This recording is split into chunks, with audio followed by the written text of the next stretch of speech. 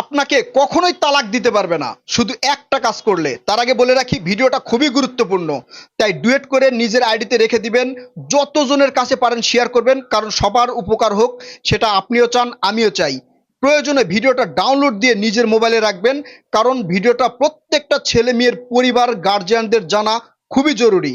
যতজনের কাছে পারেন এটা তো শেয়ার করবেন, এবং প্রয়োজনে আশপাশ প্রতিবেশী যারা আছে তাদের কাছে পর্যন্ত এই বার্তাটা পুষিয়ে দিবেন। কি করতে হবে সেটা বলি। প্রথমত, আপনি যাকে বিয়ে করছেন, ছেলে বা মেয়েকে, তার সম্পর্কে ফুল ডিটেলস আপনাকে জানতে হবে। তার বাসা কোথায়, সে কি করে, তার আগের বউ আছে কিনা বা তার আগের হাজবেন্ড আছে কিনা, থাকলে তাকে তালাক দিয়েছে কিনা সেটা কনফার্ম করে জানতে হবে। এবং আপনার একজন গার্জেনকে বিয়ের সময় কাজীর কাছে দাঁড়িয়ে রাখতে হবে, কারণ কাবিননামায় লেখা আছে যে তালাক দিতে পারবে কিনা, এরকম একটা অংশ লেখা আছে। সেখানে যদি কাজী হ্যাঁ লিখে দেয়, তাহলে কোনো না কোনো ঝামেলায় আপনাকে তালাক দিতে পারবে।